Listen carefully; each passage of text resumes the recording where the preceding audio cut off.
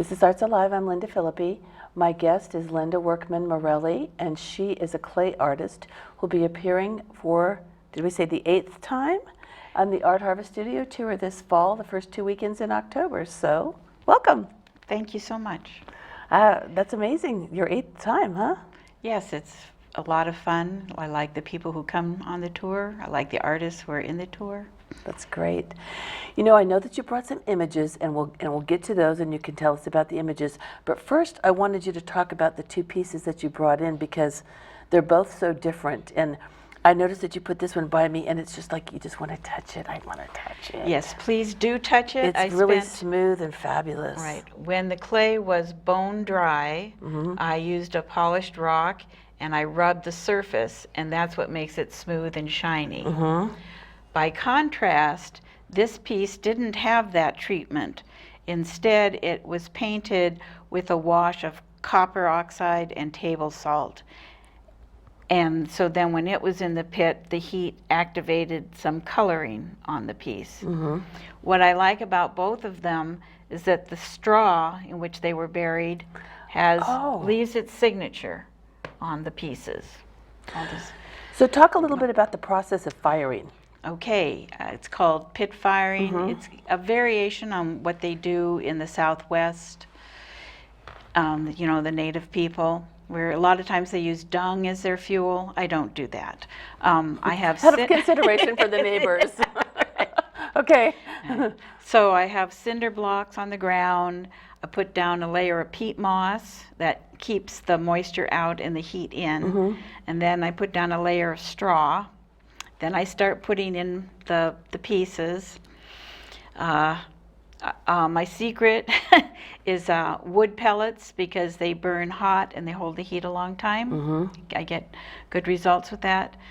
So when I have everything in that I want fired, then there's a final layer of straw and a final layer of peat moss, and then a kindling fire. And that I let burn for a good 30 to 45 minutes. Then I smother the flames, and it smokes for several hours. You ever put any fish in there? No, I don't put fish in. Different process. Wait, different process. Now, when you then you obviously you let it cool off. Yes. Can you reuse any of that material, or do you start over every time? No, I start over every time. Yeah, it all gets burned up. Okay. Yeah. So, and does it vent at the top? Well, yes, you have to have just a little bit of air in order for the combustibles to keep burning. To keep burning. And I noticed that these have holes in them. Yes, because I call these pussy willow vases. Oh, okay. And the idea is that you could have a pussy willow or a feather, whatever your fancy is. Okay. You know, some people, they have to have a function other than just being beautiful. Oh, I thought it was so that if it was solid, it might explode or something. Probably not. Well, it could, but in that case, if I did I would have a little pinhole on the bottom. Okay, I see. You're right. So, okay. So, in this you just take like a smooth rock and just keep rubbing and rubbing and rubbing? Yes. It must be hours. Yes. Yeah, I just do, you know, like you rub for an hour, then you go do something other in the studio, and then you come back and do another hour. That's incredible. Unless, of course, you're up against a deadline. Unless it's Art Harvest. Right. You burnish till the cows come home. Yeah. Exactly. Well, let's take a look at some of the photos that you brought, and then you can tell us about them as they come up.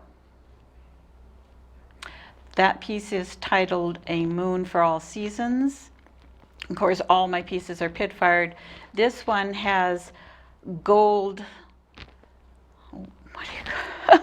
what's it called? Gold leaf? Gold leaf, yes. Gold leaf applied after the firing. That's beautiful. For the full moon. That's the symbol for full moon. This piece is called An Offering Made by Fire. It didn't start out life as to be a figurative piece. I just let the piece talk to me while I was hand building it, coil by coil. Okay. It's burnished. This is another burnished piece. I call it Burnished Betty. There's just kind of to me, a suggestion of female anatomy. Oh, now this one I really like. I like it too. This is as close to being a rock without being an actual rock. And this one, I called it Gordon because it kind of has a gourd-like shape. Oh, okay. I like the darkness that, the smoke permeated the clay body, and it's lots of straw activity. And this one is called Landscape Fantasy. You can see clouds moving across the landscape. The beads, some of those beads I made, and of course some are commercial. But Did you put those on after? oh yeah, Okay. yeah, after the firing, sure. I love beads. This piece is one of my kwans, which is a Japanese term for a meditative piece from Zen. And now this vessel was thrown on the wheel by my husband. Oh. After he does that, then I do all the finishing work. And we carve, well, when the clay, is leather hard, we carve the ginkgo shape in. And again, the gold leaf is applied after the firing. That's beautiful. Very handsome piece. It's gorgeous. Now, when you were talking about as you build them coil by coil, are all of your pieces built by coils? All of my hand-built pieces, there's coils and slabs. Okay. So you use porcelain or regular? No, porcelain clay? just would break totally Okay. in a pit fire Okay. because of the thermal shock. So you need a sturdy clay. Yes, this is an earthenware. So for example, this one, did you use coils with that? Yes, coils, and then also paddled. So that's why you have some of these flat surfaces. Okay. They were paddled. Okay, so it's built with the coils, and then does that keep it sturdier in the end, doing it that way? I think so. Okay. Interesting. Yeah. So, and most of what you do is hand built, and then Yes. your husband does more of the wheel work. wheel. Okay. He's a very good potter. Is he? Yes. Huh. I'm very fortunate to have him in my life. How did you two meet? At Portland State University in the clay room. Did you? Yes, I was the studio assistant, and I sold him his first bag of clay. So And the rest is history. exactly. Oh my goodness! Wow. So you go way back. Yes, we do. Way back. And is he also on the tour? No, he's my tech support. Okay, I see. His work, we'll have thrown pieces. But you get to do all the fun schmoozy Right. meet and greet. I like it. So, and you're showing this year with? Kathy Thompson, Okay. at her studio, which is called the House of Whispering Firs. It's very visitor friendly. It's a large space, and the exciting part is that we'll build a pit on her property and load it on Friday, and we're going to fire it on Saturday, so it'll be smoky when people are visiting, and then Sunday people can come out and it will be like Christmas, and we pull the pieces up out of the ashes. That's going to be incredible.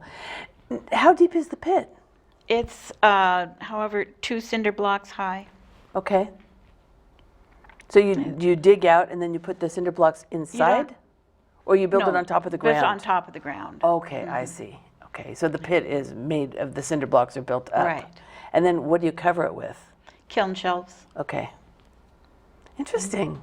Yeah. Wow. And how big around is it? It's about 3 by 4 feet. Wow. That takes a little while to put the whole thing together. Yes, it does. Oh my goodness. Okay. And so people can come out and they can watch it smoldering away and at any various stages throughout the process, and then Sunday will be the big reveal. That's right.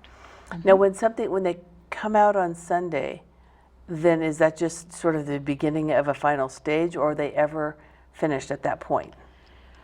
Well, Like, was this finished? Yeah, this is finished. That when it When it came out. Yeah. I mean, I do wash the pots to get the residue ashes off, but that's the last step.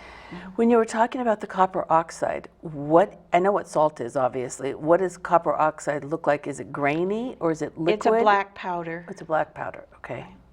and I just mix it with water. And it's interesting that I paint this all over the pot, but it just depends on where the heat activates it in the pit. That some will be a bright color. This piece doesn't have it, but I have some where it's iridescent, kind of like a mallard Well, duck. because we can turn it a little bit so Amen. people can see the fact that some of it's really Right. dark and some of it's really light. All right, this Yeah, probably got a lot of oxygen, and this over here didn't get a lot. that was laying in the stuff, in the Right. straw, in the peat. Okay, Yeah. interesting. I think that's really Yeah, fascinating. Every piece is unique, you know, and I'll get a light piece coming out right next to a dark piece. So way back when you met your husband, you were the studio assistant. Were you doing pit fired then? No, the rage then was cone 10. Everybody was doing cone 10, you know, high fire glazes. And my work Oh. has no glaze on it You at mean all. like with the regular kiln with the blue and all that? Okay, okay. So you just sort of evolved into this. Yes, how it started was I went to an Oregon Potters Association. We had their annual picnic, and they did a pit. And I put a piece in, and when it came out, I thought it was pretty nice. I took it to the Salem Art Fair, the state fair, Okay. and I won a prize. Oh, wow. I must be onto something here. That's great. Because I have tried all of the various methods for firing pots. You know, salt glazing, wood firing, electric, raku, but pit firing was the niche for me. What's onagama? Onagama is a wood-fired Japanese kiln. Okay. It's a wood-fired, and it climbs, and it's built on a hill. And you have a whole team of people Right. I remember that Right. whole, there's a team and it goes for the weekend or something. It's a Right. big process. Yeah. Okay. So this is a much more low key. You could do this alone. Exactly. I could do it all by myself. I mean, you have your tech support hubby, but Yes. if you had to, you could do it alone. Exactly. Okay. So I like that. Yeah. Rather than having to recruit a team of volunteers, you can actually say, I'm going to do this thing. Right. And usually, how long does it take you to prepare enough to fill a kiln? A month. Okay. Unless you're preparing for a big show. Right. Well, In which case you're going around the clock, barely eating or Right, sleeping, living right. on Starbucks. It's usually I do a couple of large pieces, and then half a dozen medium pieces, and then a whole bunch of little pieces. So, yeah. That's pretty exciting. And do you find that when you do the Art Harvest Studio tour, do people really love to engage you about the process? Yes, they do. Because your work, it's so unusual. Yeah, it's different than what- looking that it's not like it's just seeing the bowl, the blue pottery glazed bowl. People go, oh, I could probably figure that out. But this, you think, I don't get it. How does that It's happen? very labor intensive. I can imagine. Well, Linda, I really want to thank you for coming on the show today and bringing your work and bringing your images. And to reiterate that you'll be showing with Kathy Kathy Thompson. at his Whispering Firs Yes. and It's in Newburgh. the first 2 weekends in October. Yes. So thank you so much. Well, thank you for the invitation. Perfect. We're fabulous.